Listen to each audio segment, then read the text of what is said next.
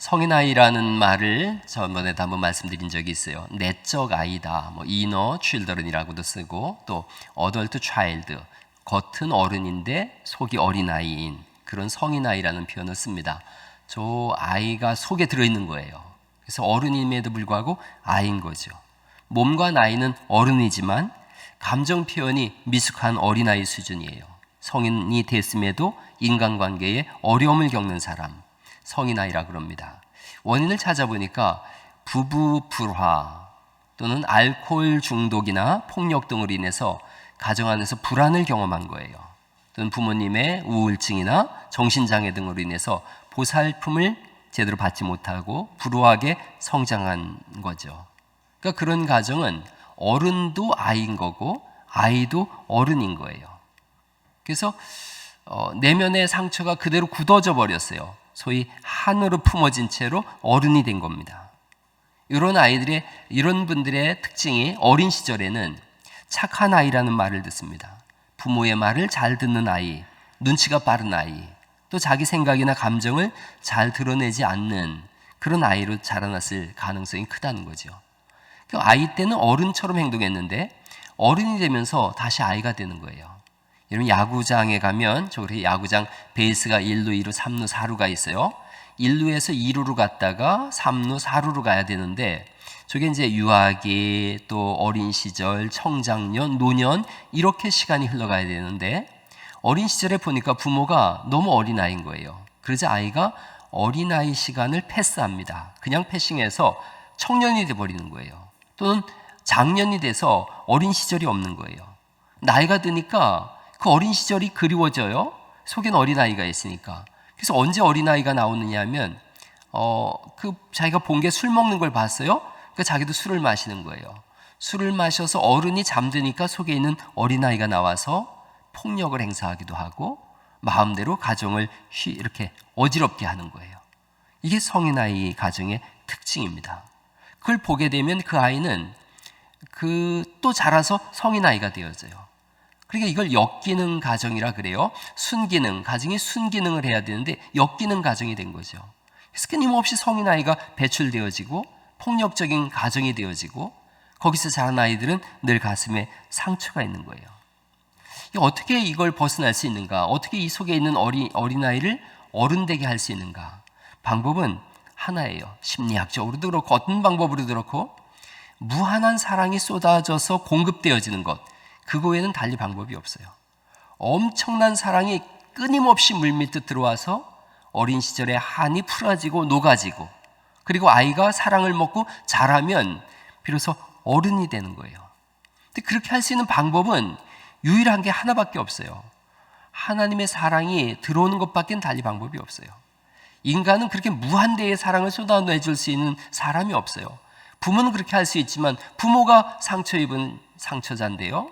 그렇게 할 수 없으니 무한한 사랑을 쏟아내줄 수 있는 분 하나님밖에 없고 그래서 예수님 믿는 것밖에는 달리 방법이 없습니다. 예수님 믿는 것만이 속에 있는 어린아이가 성장해서 어른 되게 하는 거죠. 그렇게 되어지면 4장 22절 말씀을 한번 보시겠어요? 우리가 지난번에 읽은 말씀인데 끊임없는 사랑이 들어오면 이렇게 되어집니다. 4장 22절 말씀 읽어보죠. 시작. 너희는 유혹의 욕심을 따라 썩어져가는 구습을 따르는 옛사람을 벗어버리게 되어져요.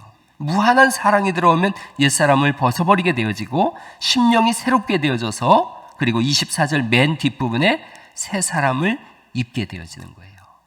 하나님의 사랑이 들어올 때 옛사람이 벗어버리고 그리고 새 사람을 입게 되어져 버립니다. 에베소서 4장에는 온전한 사람이 되라 이렇게 말씀하세요. 온전한 사람, 완전한 사람, 육신의 병, 마음의 병, 또 영적인 병, 모든 병을 다 떨쳐버린 완전한 사람에 대해서 말씀하세요. 그 완전한 사람은 온전한 사람이라고 표현되어지는데 4장 14절을 다시 보실까요? 오늘 우리가 읽은 말씀 중에 4장 14절 이는 우리가 이제부터 뭐가 되지 않는 거죠? 어린아이가 되지 아니하여 이렇게 써 있어요. 어린아이를 벗고 어른이 되라는 거예요. 성숙한 신앙의 사람이 되라는 거죠. 그래서 성숙한 신앙의 사람을 저는 어른이라고 표현했고 미숙한 신앙의 사람을 어린아이다 이렇게 표현을 했어요. 그래서 영적으로 성숙한 어른의 특징들이 있다는 거죠. 어른은 누군가? 4장 11절 말씀에 보면 어른은 누군지를 이렇게 명시해 놨어요. 4장 11절 말씀 읽어볼까요? 또 시작. 그가 어떤 사람은 사도로, 어떤 사람은 선지자로, 어떤 사람은 복음 전하는 자로, 어떤 사람은 목사와 교사로 삼으셨으니. 이게 어른이래요. 그리고 어른이 하는 일이 4장 12절 말씀입니다. 4장 12절 말씀을 또 한번 읽어볼까요? 시작. 이는 성도를 온전하게 하여 봉사의 일을 하게 하며 그리스도의 몸을 세우려 하심이라. 어른이 하는 일이라는 거죠. 사도, 선지자, 복음 전하는 자, 목사, 교사, 이 사람들을 어른이라고 표현하면서 성도를 온전하게 하는 사람들이다. 하나씩 한번 보려고 그러고, 그럼 어른이 하는 일이 뭔지를 마지막에 보려고 그래요. 사도는 조건이 있습니다. 사도의 조건 3가지가 있는데, 부활하신 주님을 본 사람이에요. 그리고 예수님으로부터 직접 배운 사람, 그 사도예요. 또 직접 부르심을 받은 사람, 예수님이 직접 부른 사람, 그들이 사도예요. 이 3가지 조건이 이루어질 때 사도라 그래요. 특별히 예수님께서 세운 사람들인 거예요. 오늘날은 사도라고 부를 수 있는 사람은 없어요. 이 3가지 조건을 충족시킬 수 없기 때문에 그래요. 오늘날 이단들 중에는 지금이야말로 제2의 사도들이 일어난 시대다. 그래서 신사도 운동하는 사람들이 있어요. 오늘날도 사도가 될 수 있다. 그래서 자기들은 특별한 권한이 있어서 자기들이 안수하면 그 사람도 사도라는 거예요. 이 신사도 운동이라 그래요. 이 사람들이 집중하는 것이 기적, 예언, 귀신 몰아내기 이런 일들에 아주 심취되어 있어요. 반교회적이고 이단적인 행위들을 합니다. 오래전에 여러분 인터콥이라고 하는 단체가 땅 밟기 기도를 했어요. 다른 나라에 가가지고 저 불교 성지에 가서 찬송가를 부르고 땅을 밟았어요. 왜 그렇게 했느냐면 여기는 귀신이 있는 땅이기 때문에 우리가 기도하면서 밟아서 귀신의 세력을 약화시켜야 된다 이러는 거예요. 특정 장소에 귀신의 역사가 있다, 특정 물건에 귀신이 있다, 근데 이런 건 없어요. 자기들만 가지고 있는 지식이라고 생각해요. 이단들의 행태가 대등소이예요. 하나님은 자신들에게만 말씀하신다는 거예요. 자기들에게만 구원이 있고 기존의 교회들에게는 구원이 없다라고 주장해요. 에베소서가 쓰여지던 당시에 이단 중에는 영지주의자들이 있었어요. 영지, 신령한 지식이란 뜻이에요. 그래서 자기들에게만 신령한 지식이 있다. 그리고 일반 교회나 목회자들은 무식하고 수준이 낮다. 그래서 거긴 구원이 없다. 오늘날 이단들도 똑같은 말을 해요. 구원은 통일교회만 있다. 구원은 신천지에만 있다. 안상홍 증인에만 구원이 있다. 이렇게 얘기를 해요. 특별히 신천지 14만 4천 명에 맞는 구원이 있다. 14만 4천 명에 들어가기 위해서는 여러분 시험을 봐서 90점 이상이 나와야 돼요. 이거 시험 보는 날 얼마나 사람들이 긴장했는지 뇌졸중으로 쓰러진 사람도 있어요. 그러면 예수님의 십자가 보혈은 어디 갔느냐는 말이죠. 저처럼 공부 못하는 사람은 이거 천상 어렵지 않겠어요? 이 에베소서가 쓰여진 당시에 유대교가 있었어요. 믿음만 가지고는 구원받을 수 없다. 율법도 있어야 되고 할례도 행해야 된다. 이런 이단들이 있었어요. 우리는 오직 예수님을 믿는 믿음으로 구원받는 줄 믿습니다. 하나님이 세상을 이처럼 사랑하사 독생자를 주셨으니 이는 저를 믿는 자마다 멸망치 않고 영생을 얻게 하려 하심이라. 누구든지 예수 믿으면 구원받는 줄 믿습니다. 답은 하나, 예수님 믿는 거예요. 그래서 통일교, 제7인 안식교, 구원파, 신천지, 인터콥 이단으로 규정하는 겁니다. 그리고 오직 지금 신사도 운동을 통해서 사도를 세운다? 그렇지 않습니다. 1세기 이후에는 사도는 더 이상 없습니다. 선지자, 예수님 성경이 완성되기 전에는 선지자를 통해서 감동으로 말씀을 주셨어요. 그러나 성경이 완성된 이후에는 선지자의 기능은 사라졌어요. 기록된 성경을 해석하고 적용하는 설교가 나타나는 거죠. 사도의 가르침은 신약 성경으로 완성되어졌고 예언의 은사는 설교와 신앙 권면으로 변했어요. 그러니까 사도라고 부르거나 선지자라고 부르는 것은 오늘날 이단적 생각이에요. 무슨 예언의 은사가 있다, 또 나는 메시아라든가 구원자다 이런 표현을 쓴다든가 보혜사다, 다 이단들인 거예요. 그러니까 여러분 어디 무슨 선지자가 와가지고 예언의 은사란다 그런 집회가 있다 그런데 가지 마세요. 그런 건 없어요. 복음 전하는 자, 선교사, 평신도 사역자들을 말하죠. 예수님만 바라보고 복음을 증거하기 위해서 오늘도 제3세계로 생명을 걸고 가는 사람들이 있죠. 예수님께 소망을 둔 복음 전도자들이 있습니다. 목사와 교사가 있어요. 목사와 교사는 사실은 돌봄의 중점이 있어요. 목사의 사명이 크게 두 가지인데 하나는 말씀을 증거하는 것과 성도를 돌보는 일인 거예요. 그래서 누가 아픈지 어려움은 없는지 시험에 들린 사람은 없는지 위기에 처한 사람은 없는지 돌보는 일이 목사의 직분이에요. 근데 그 돌봄도 결국은 하나님 말씀으로 돌보는 거죠. 그러면 자 이렇게 네 가지 다섯 종류의 사람들을 어른이라 그랬는데 어른이 하는 일이 있는 거예요. 이름은 어른인데 어른답지 못하다. 그러면 모두가 힘들어요. 교회 목사가 어른이라 그랬는데 목사가 목사답지 못하다. 그러면 모든 교인이 다 힘들어요. 집에서 가장이 가장답지 못하다. 그러면 그 안에서 성인 아이가 나오는 걸요. 어디든 마찬가지예요. 교회 학교의 교사가 교사답지 못하다 그러면 주일학교 교육은 엉터리가 되는 거죠. 그러니까 어른은 어른다운 일을 해야 돼요. 그 일이 뭐냐 하면 4장 12절에 성도를 온전하게 하는 일이 시작되어지는 거예요. 어른이 하는 일이 뭐냐? 성도를 온전하게 하는 거예요. 온전하게 한다라는 말의 원어를 찾아봤더니 부러진 뼈를 맞추다, 빠진 뼈를 다시 집어넣다 이런 뜻이 있어요. 오래전에 올림픽에서 역도 선수가 역도를 들다가 팔이 이렇게 튕겨져 나갔어요. 그래서 이쪽 팔이 보기도 끔찍해서 사진을 준비했다가 제가 지웠어요. 이쪽 팔이 빠져서 이 뒤로 다 이렇게 나왔어요. 그래서 여기에 꺾여진 그런 그림을 봤어요. 뭐 고통의 땅을 펑펑 치면서 기절할 것 같이 하죠. 근데 온전하게 한다는 게 뭐냐? 이 뼈를 맞추는 거예요. 맞추면 힘이 생기고 활력이 돋거든요. 그래서 교회에 어른이 많으면 힘이 돋고 생기고 활력이 생겨나는 거예요. 가정도 어른이 어른의 일을 하면 가정이 막 살아나는 거죠. 어른의 일이에요. 예수님께서 누가복음 7장에 보니까 나인성에 들어가세요. 나인성이란 뜻은 즐거움의 성, 잔치하는 성 이런 뜻이에요. 잔치와 즐거움이 있는 성인데 거길 들어갔는데 과부의 아들이 죽었어요. 청년이 죽었어요. 그래서 장례 행렬이 나와요. 이게 좀 이름이 재미있죠? 나인, 기쁨의 성. 거기서 나오는 사람들이 통곡하고 나오는 거예요. 그게 나인성이에요. 죽음의 행렬이 나오고 있어요. 기쁨의 성에서 죽음의 행렬이 나오고 있고 예수님께서 그 성으로 들어가세요. 제자들과 함께. 생명의 대열과 죽음의 대열이 마주쳐요.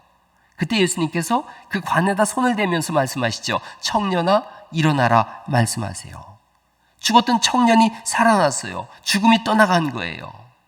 가장 큰 슬픔의 현장이었는데 청년이 살아난 걸요 가장 큰 기쁨이 되어졌어요. 예수님이 하시는 일이 뭔가 잃어버린 나인의 이름을 찾아주는 거예요. 그게 온전하게 되는 거예요. 기쁨을 잃어버린 사람들, 절망 속에 있는 사람들, 뼈가 어그러진 사람들, 빠지고 부러진 사람들, 예수님께서 오셔서 온전하게 하시는 줄 믿습니다. 그래서 예수님과 손잡고 있으면 그 생명이 들어오는 거예요. 죽음이 그에게로 영향을 미치는 것이 아니라 생명의 하나님이시니 생명이 죽은 청년에게 영향을 미쳐서 살아나게 되는 거죠. 그래서 예수님은 복음이고 기쁨의 소식인 줄 믿습니다. 오늘도 예배 속에 죽음이 물러가고 생명이 물밀듯 밀려오고 절망이 떠나가고 소망이 임하고 질병이 사라지고 강건해지는 은혜가 있기를 간절히 축원합니다. 예수님에게 오면 두려움이 사라지는 거예요. 평안함이 자리 잡는 거예요. 왜요? 부러진 뼈가 맞춰지기 때문에, 어긋난 뼈가 맞춰지기 때문에 그래요. 교회의 어른들이 하는 일은 이 복음을 전하는 거예요. 그래서 4장 13절 말씀에 써 있어요. 하나님 아들을 믿는 것과 아는 일에 하나가 되어 온전한 사람을 이루라 어른 되라는 거예요. 예수 그리스도를 믿음으로 인하여 어른 되는 거죠. 그래서 어른을 보면 자랄 때 어른이 되어져요. 어린아이 같은 어른을 보고 자라면 어린아이가 되어지는데 교회는 어떤 곳인가? 어른이 많아야 되는 거예요. 어른이 많으면 교회는 성장하고 성도들은 스스로 설 수가 있어요. 어른이 없으면 이름은 교회인데 나인성, 기쁨, 즐거움의 성인데 이름은 나인인데 통곡이 일어난 것처럼 교회, 주님의 몸인데 어른이 없으면 교회는 장례식장 같이 되어져요. 우리 교회는 나이를 떠나서 다 어른으로 성장할 수 있기를 간절히 바랍니다. 누구든지 오면 온전케 되어지는 거예요. 죽으려고 왔다가 교회 왔는데 어른을 본 거예요. 그래서 살아서 가는 거예요. 낙심하면서 울면서 왔는데 소망 속에서 웃으면서 가는 곳, 거기가 교회예요. 교회는 나인성이 돼야 되는 거죠. 죽은 자가 살아나고 소망이 오고 평화가 되어지고 기쁨의 성읍, 즐거움의 성읍. 한번 따라해 보세요. 나인 갈릴리.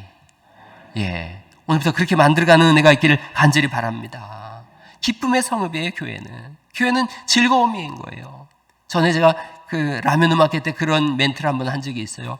부족 중에서 병든 사람이 오면 치유하는 치유사가 묻는다는 거예요. 마지막으로 노래를 불렀던 때가 언제였소? 묻는다는 거예요. 이들은 알고 있었대요. 아메리카 원주민들인데 노래를 부르는 한 몸과 마음에 별탈이 없고 설사 아프더라도 머지않아서 회복될 수 있다. 이걸 안다는 거예요. 얼마 전에 외국 사람들 결혼식에 오래된 영화인데 보니까 춤추는 장면이 나오더라고요. 제가 언제 춤춰봤나 생각해 봤어요. 물론 뭐 예수님 믿기 전에 춤 많이 춰봤지만 예수님 믿고 언제 춤춰봤나. 어린아이들처럼 마음껏 노래하고 춤추고, 몇 해 전에 우리가 이 앞에서 그 오후 예배 때 율동하면서 함께 춤추던 기억이 있는데 춤추면 되겠다 싶은 생각이 들었어요. 그래서 우리 집에서도 춤 연습을 하자 그랬어요. 춤 연습을 어제 하려고 그랬는데 애들이 아빠만 해보라 그래서 못했어요. 브레이브걸스의 롤린을 제가 배워보려고 그럽니다. 한번 복음성가 마음껏 부르면서 춤추면 좋겠어요. 여러분 오늘 집에 가셔서 찬송 크게 틀어놓고서 가족들끼리 한번 춤춰보세요. 아픈 분들 다 나을 것 같아요. 어른이 많은 교회, 건강한 교회예요. 건강한 가정, 어른이 있는 거예요. 춤추고 노래하는 거예요. 어른이 없으면 인상 쓰고 싸우는 걸요. 병든 가정과 건강한 가정이 구분되어지고 병든 교회와 건강한 교회가 그렇게 구분되어져요. 어른은 온전케 합니다. 기쁨과 평화가 깃들게 합니다. 어른이 하는 일이 그 다음에 또 있어요. 온전케 하여 봉사의 일을 하게 하며 12절에 그렇게 써 있어요. 봉사의 일을 하게 한다. 디아코니아라 그래요. 봉사의 일, 봉사, 디아코니아. 여기서 나온 말이 디아코노스, 집사님이 여기서 유래되어졌어요. 그러니까 집사, 직분자, 섬기는 사람인 거예요. 그를 어른이라 그랬어요. 그러니까 아까 말씀드렸던 사도, 우리가 사도 될 수 없어요. 선지자 될 수 없어요. 다 목사 되겠어요? 다 교사 되겠어요? 아니에요. 그런데 집사, 직분자를 말씀하고 있어요. 섬기는 일을 해요. 그러면 어른이라는 거예요. 노인과 어른은 달라요. 노인은 섬김을 받으려고 하지만 어른이 되면 섬기는 사람이 되어져요. 그래서 노인이 많은 교회는 힘들어요. 그러나 어른이 많은 교회는 즐거워요. 어른은 어른의 일을 해요. 아이는 아이의 일을 합니다. 아이한테 어른 일 맡기면 큰 어려움을 겪죠. 어른이 아이 일 하면 어른 대접을 못 받아요. 교회에서 1인 1사역 하자 그런 말씀 드렸어요. 왜 그러냐면 일하면 건강해지는 걸요. 신앙도 일할 때 건강해져요. 김제에 잘 아는 장로님 한 분이 있어요. 김제에서 신앙생활하는 젊은 장로님입니다. 이제 50대 초반이에요. 교회 일이 있으면 자기 집 일은 사람 사서하고 이분은 교회 가서 교회 일을 해요. 젊지만 존경받는 장로님이에요. 교회 청소당번 세울 때 우리 부목사가 굉장히 고생해요. 이분을 넣는데 이렇게 몇 그룹을 짰는데 보면 한 분이 와서 하거든요. 그런 고생하지 않도록 성장해서 어른 되는 은혜가 있기를 간절히 바랍니다. 그래서 청소당번 짤 때 어려움이 없었으면 좋겠어요. 누구든지 다 집어넣으면 거기 와서 청소하고 자기가 특별히 못하면 사람 사서 보내세요. 영적으로 성숙한 어른이 많아야 건강한 교회예요. 일하지 못하는 어린아이들만 가득하다. 그럼 다 힘든 거예요. 어린아이의 특징이 있습니다. 어린아이의 특징이 4장 14절 말씀에 써 있어요. 4장 14절 말씀 읽어볼까요? 시작. 이는 우리가 이제부터 어린아이가 되지 아니하여 사람의 속임수와 간사한 유혹에 빠져 온갖 교훈의 풍조에 밀려. 어린아이의 특징이 쭉 써 있죠. 어린아이의 특징이 사람의 속임수, 간사한 유혹에 빠져 교훈의 풍주에 밀려 요동하는 거예요. 흔들리고 잘 속는 거예요. 잘 흔들리는 거예요. 미숙한 신앙의 특징, 어린아이의 특징에 대해서 김서택 목사님이 쓴 책에서 한번 발췌해 봤어요. 어느 한쪽으로 잘 치우친대요. 그래서 기도가 전부지. 지금 기도만 하는 거예요. 다른 일 하나도 안 하는 거예요. 전도가 전부지. 전도만 하고 아무 일도 안 하는 거예요. 성경 공부가 전부지. 성경 공부만 하고 아무것도 안 하는 거예요. 편식으로 잘하지 못하는 거죠. 어린아이의 특징을 제가 가만히 생각해 보면 자기 나름대로 자기 방식대로 생각하고 행동해요. 그런 재미난 얘기 있어요. 철없는 남편한테, 프로그래머인 남편한테 심부름 시켰대요. 아내가 우유 하나 사와, 계란이 있으면 6개 사오고. 그랬더니 우유를 6개 사왔더래요. 왜 우유를 6개 사왔어? 그랬더니 계란이 있길래 6개 사왔지. 네, 이럴 줄 알았어요. 이제 집에 가서 그게 왜 웃겨? 그런 사람들이 있어요. IQ 100 이상이면 다 웃는다 그러던데. 계란이 보이니까 우유 6개 사온 거예요. 자기 나름대로 해석하는 거죠. 어린아이는 잘 모르기 때문에 두려워합니다. 이거 안 하면 벌 받을 것 같은데, 이 생각을 해요. 또 이런 거 안 해서 내가 벌 받은 거 아닌가? 어린아이는 두려워해요. 그러니까 이단들은 이걸 이용해요. 두렵게 하는 거예요. 이렇게 안 하면 구원에서 떨어진다. 이렇게 인 안 맞으면 너 떨어진다. 두렵게 해서 끌고 가는 거예요. 하나님은 두렵게 하는 분이 아닌 줄 믿습니다. 포로로 끌려갔는데요, 평안도 없고 미래도 없고 소망도 없는 백성들한테 하나님 말씀하세요. 너희를 향한 나의 생각을 내가 안 하니 평안이요 재앙이 아니라 너희에게 미래와 희망을 주는 것이다. 하나님은 평안을 주시고 미래를 주시고 희망을 주는 분인 줄 믿습니다. 율법은 두렵게 만들어요. 복음은 자유와 기쁨이 있게 해요. 복음은 사람들로 하여금 여유롭게 해요.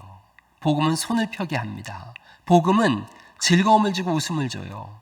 전에 제가 그런 말씀 드렸잖아요. 골목길에서 차 2대가 이렇게 딱 마주쳤어요. 뜨거운 여름인데 아주 스트레스를 받는 날인데 뒤로 차들이 막 밀렸어요. 어쩔 줄 모르는데 이제 2판 4판이 된 거죠. 한쪽에서 차문을 쫙 내리더라고요. 그러니까 저쪽에서도 그래 한번 해보자는 얘기지. 차문을 쫙 내렸어요. 근데 이 사람이 주먹을 팍 내미니까 저쪽에서 너 이 새끼 죽었어 그랬는데 이 사람이 고개를 내밀고 가위바위보로 결정합시다 그러는 거예요. 그 사람이 당황했어요. 그러더니 좀 이따 그럽시다 그리고 가위바위보 하는 거예요. 그게 여유예요. 그게 어른이 하는 일인 거예요. 거기서 머리 내밀고 싸우자 이러면 어린아이인 거죠. 여유가 있어요. 부부가 조깅 나왔는데 아내가 보니까 신발 짝짝이 신고 온 거죠. 남편이 막 웃으면서 당신 짝짝이 신고 왔어 그랬더니 아내가 바꿔 신으려고 한참 걸어가다가 다시 돌아오더니 하는 말이 집에 가도 짝짝이일 거예요. 집에도 짝짝이 있어 그러는 거예요. 여유가 있는 거예요. 어른은. 좋은 일은 함께 하자고 하고 부드럽고 온유함, 그게 어른인 거죠. 어린아이는 실패하면 마음에 담아두고 마음을 열지 않는데요. 그래서 원래의 순수함과 열정을 회복하기가 쉽지 않다는 거죠. 어른은 실패해도 담대하게 일어나는 거예요. 에베소서의 배경이 있어요. 상업의 도시예요. 수많은 사람들이 모여들었어요. 부유하고 넉넉함을 주는 것이 우상이라고 생각했어요. 신이라고 생각해서 신을 경배하고 두려워했어요. 바울이 그곳에서 2년 3개월 동안 복음을 전하다가 쫓겨났어요. 이방인과 유대인의 공격을 받아 쫓겨나면서 장로님들을 청합니다. 장로님들 전부 불러서 부탁하는 말씀이 사도행전 20장 28절에 나와요. 그게 에베소서가 배경이에요. 사도행전 20장 28절, 여러분은 자기를 위하여 또는 온 양떼를 위하여 삼가하라. 자신을 살피라는 거예요. 성령이 그들 가운데 여러분을 감독자로 삼고 하나님이 자기 피로 사신 교회를 보살피게 하셨느니라. 내가 떠난 후에 그 다음 같이 한번 읽어볼까요? 시작. 사나운 이리가 여러분에게 들어와서 그 양떼를 아끼지 아니하며 또한 여러분 중에서도 제자들을 끌어 자기를 따르게 하려고 어그러진 말을 하는 사람들이 일어날 줄을 내가 아노라. 내가 떠나가면 이리가 쳐들어올 거다. 자기 자신을 잘 살피라. 그리고 성도들을 보살펴라. 장로들을 불렀다 그랬어요. 장로란 말은 어른 장자를 씁니다. 그래서 영어로도 엘더예요. 엘더. 어른이란 뜻이에요. 지도자란 뜻이에요. 그들을 불러서 양들을 잘 보살펴 주세요 하는 거예요. 그러자 에베소 교회가 살아나기 시작한 거예요. 우리를 잘 살피세요. 신앙생활 시작하면서 제가 신학대학원을 갔어요. 신학대학원 가서 시험철이 돌아왔는데 시험이 있는 주간에 수요일 저녁이에요. 갈등이 생기더라고요. 공부해야 될 분량은 너무 많고 또 그 당시 아르바이트도 했는데 시간이 맞질 않는 거예요. 그래서 이번 주만은 꼭 공부를 해야 되겠다. 수요 예배를 안 가고 도서관에 갔어요. 공부를 하는데 마음이 너무 불편한 거예요. 그때 제 마음속에 든 생각이 목회하기 위해서 신학 공부를 하면서 수요 예배를 가지 않는다면 이게 좀 이상하지 않은가 그 생각이 들었어요. 내가 목회하려고 공부하는 건데 예배도 안 가면서 이 공부해서 되겠나. 그때 이후로 시험이 있어도 예배를 드렸어요. 수요일 날 주중에 가장 피곤한 날이에요. 그런 생각이 들었어요. 지난주에 집에서 쉰다고 쉼이 되겠는가 생각했어요. 마음이 불편하지 않은가. 우리가 뭘 위해서 이렇게 아둥바둥 살죠? 하나님 나라를 위해서 산다 그래요. 하나님 나라가 어디 있는지 아세요? 누가복음 17장 21절에 예수님이 하나님 나라가 어디 있는지 알려주셨어요. 보아라, 하나님 나라가 여기 있다 저기 있다고 말할 수도 없다. 왜냐하면 하나님 나라가 너희 가운데 있기 때문이다. 여러분이 하나님 나라라는 거예요. 서로를 위해서 기도하고 주님의 몸된 교회를 세워가는 거, 그게 어른들이 하는 거예요. 그러기 위해서 나와서 예배하셨으면 좋겠어요. 우리 교회 100명까지 들어올 수 있다고 하는데 주일 낮 예배 때도 코로나 상황으로 인해서 100명이 안 들어와 있어요. 수요일 날 오셔서 기도해 주세요. 그게 교회의 어른들이 하는 건 거예요. 여러분도 이상하게 생각될 거예요. 이상하게 아픈 분들이 많아요. 코로나 이전에는 이렇게 아픈 분들이 많지 않았어요. 우리 교회만 그런가 싶어서 제가 모임 갖는 목사님들한테 물어봤어요. 그랬더니 목사님들 교회들마다 다 아픈 분들이 있는 거예요. 저는 혼자 그렇게 생각했어요. 뭐 신비주의자도 아니고 신학을 공부한 목사지만 교회에 아픈 분들이 급증한 이유의 원인을 전 예배에서 찾아요. 예배가 무너졌구나. 수요 예배가 무너지고 주일 오후 예배가 사라졌지 않습니까? 그만큼 기도가 줄었고 헌신이 줄어든 거예요. 그만큼 어른들이 약해진 거예요. 성경은 교회 지도자들을 세우는 일에 굉장히 엄격해요. 아주 엄격한 잣대로다가 교회 지도자들을 세웠어요. 어른들을 그렇게 세웠어요. 이유가 뭐냐? 보살피게 하기 위함이에요. 어른이 힘을 갖고 보살피라고 하는 거예요. 이단들이 들이닥칠 거예요. 어린 양들을 사냥할 거예요. 무장해서 말씀에 무장되어 그들을 섬기라. 양들을 돌보는 일을 하라. 주님의 명령이에요. 코로나라고 하는 이리때가 쳐들어왔어요. 이 싸움은 예수님 재림하시는 날까지 계속될 거예요. 올해 백신이 개발되면 끝날 거라고? 아니요, 또 다른 코로나가 올 거예요. 또 다른 일들이 코비드가 계속 일어날 거예요. 주님 오시는 날까지 싸워야 되는데 그때까지 과연 몇 명의 어른이 남아있을까 하는 거예요. 예수님은 여기 있는 여러분들에게 말씀하는 거예요. 누구에게나 똑같이 말씀하는 거예요. 여기에 어린아이든 연세가 많은 분들이든 다 똑같이 말씀하는 거예요. 내 양들을 보호해달라고, 내 양들을 지켜달라고 우리에게 말씀하는 거예요. 여러분 속으로 그런 생각을 하실 수 있어요. 나는 아는 것도 별로 없어요. 성경도 잘 모르고요. 능력도 없어요. 내 속에도 성인 아이가 있어요. 난 잘 못해요. 하나님은 다르게 말씀하세요. 내가 너를 세웠는데, 내가 너와 함께 하는데, 내가 너와 함께 일할 거고 너는 내 안에서 새 사람인데, 이렇게 말씀하세요.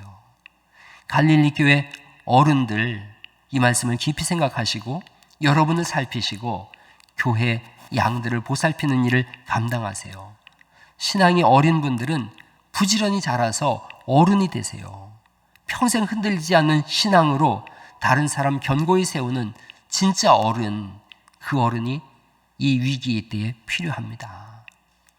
말씀 마치려고 그래요. 높은 산 계곡에 풍요로운 마을이 자리 잡고 있었다 그래요.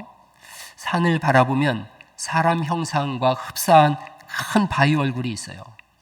전설에 의하면 저 큰 바위 얼굴하고 똑같이 생긴 위대한 인물이 나타날 거라는 거예요. 어린 소년 어니스트가 그 바위를 바라보는 거예요.